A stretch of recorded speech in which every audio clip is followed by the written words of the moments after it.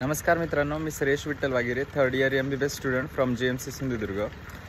मित्रांनो, तुम्ही चांगला प्रतिसाद देताय चॅनलला, त्यासाठी तुमचे सर्वांचे आणि भरपूर जणांच्या कमेंट होते, सर BMSचा कट ऑफ वगैरे लास्ट इयरचा काय होता आणि प्रायव्हेट मेडिकल कॉलेज किंवा सेमी गव्हर्नमेंट मेडिकल कॉलेज MBBSसाठी त्यांचा काय कट ऑफ होता।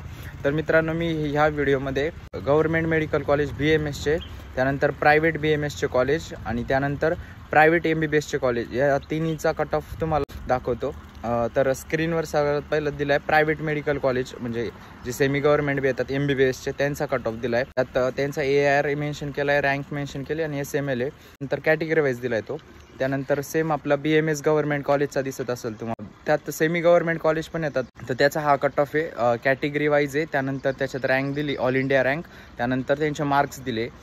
त्यानंतरचा जो कट ऑफ आहे तो BMS प्रायव्हेट मेडिकल कॉलेज, जे की 80च्या आसपास कॉलेज आहे महाराष्ट्रात BMSचे, अजून पण खूप नवीन येते आणि त्याचा पण कॅटेगरी वाईज मी तुम्हाला रँक दिला आहे। मित्रांनो, हा जो रँक आहे ना, याच्यात नवीन कॉलेज येतील, त्यामुळं ह्या रँकमध्ये 5-6 हजाराचा तर फरक येईल। समजा ते नवीन कॉलेज किती येतील, म्हणजे कितींना म्हणजे परमिशन भेटेल ह्यावर्षी कॉलेज चालू करण्याची, ते त्यावर डिपेंड आहे। आणि अजून आपला SML पण आलेला नाही। मी म्हटलं होतं तुम्हाला की ज्या केसेस वगैरे होत आहे, कालच न्यूज आली पेपर लीकची। पेपर लीक जो झालेला आहे तो एक पटना आणि गुजरातच्या सेंटरला झाला आहे, म्हणजे गुजरात आणि बिहारमध्ये झाला आहे, समजा या 2 स्टेटमध्ये झाला आहे। तर हे नॉर्थमध्ये भरपूर वेळेस पेपर लीकच्या गोष्टी आपल्याला ऐकण्यास भेटतात, पण उघडकीस येत नाही, माहिती का। म्हणजे प्रत्येक आमच्या टायमाला पण झाली होती, एका कोट्याच्या सेंटरला 75 लाख रुपये घेतले होते प्रत्येक विद्यार्थ्याकडून त्या प्रिन्सिपलने, आणि त्यांना पेपर अशी आन्सर की देण्यात आली होती। 2021ची गोष्ट। तर हे दरवर्षी चालत असतं, पण ह्यावर्षी ते आता एक मार्कामध्ये खूप सारे इन्फ्लेशन दिसलं, त्यामुळे लोक सिरियस झाले या गोष्टींसाठी, आणि त्यामुळे पोलीस चौकशी पण वाढली आणि भरपूर केस आता समोर येत आहे। टेलिग्रामवर पण याचे काही व्हिडिओज भेटत आहे आपल्याला पेपर लीकच्या, आणि 2 FIR पण भेटले आपल्याला। तरी देखील NTA मानण्यास तयार, पेपर लीक झाला आहे वगैरे। आता नक्कीच सुप्रीम कोर्टामध्ये भरपूर जणांनी, अलग सरांनी काही केस केले आहे, अजून भरपूर सर लोक ज्यांनी सुप्रीम कोर्टमध्ये केस केले आहे, तर त्याचा निकाल येईल आणि त्यामुळं एक रिनीट तर होणार नाही बघा, रिव्हॅल्युएशन तर होईल एखाद्या वेळेस।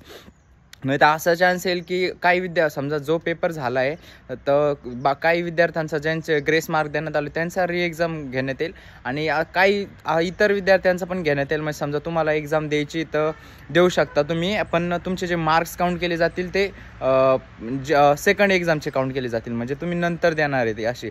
हे असे मला असं वाटतं 2016ला झालं होतं NEET 1 आणि NEET 2, तुम्ही प्रिव्हियस इयर क्वेश्चन सॉल्व करताना तुम्ही बघितलं असेल।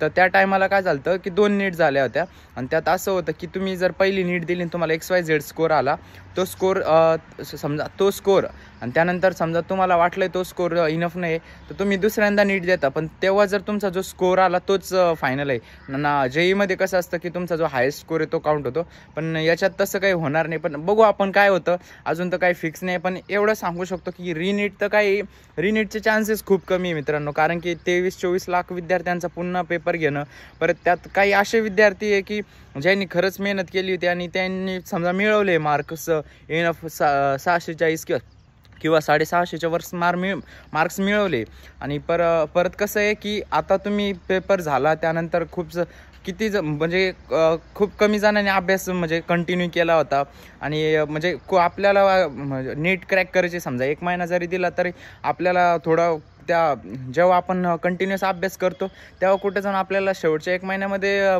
समजा पेपर क्रॅक करता येऊ शकतो। पण आता समजा उद्या समजा एक्झाम होणार आहे आणि आपल्याला समजा 1 महिना अगोदर सांगितलं तर नाही होणार, कारण की तुमचा खूप मोठा गॅप पडलेला आहे मध्ये, त्यामुळे रिनीटचे चान्सेस खूपच कमी आहे। आणि त्यामुळे असे व्हिडिओ पण बघू नका तुम्ही की सर रिनीट होणार आहे, रिनीट होणार, त्याच्यामुळे तुमचाच टाईमपास होईल।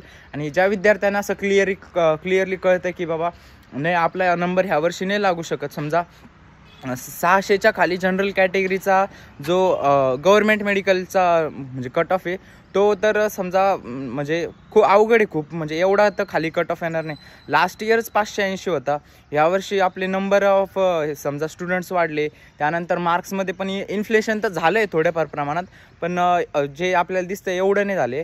पण त्यामुळं कट ऑफ जो आहे तो दरवर्षी वाढत असतो आणि तो मला असं वाटतं 600च्या आसपास तर राहिला असता नॉर्मल सिनॅरिओ असता तर.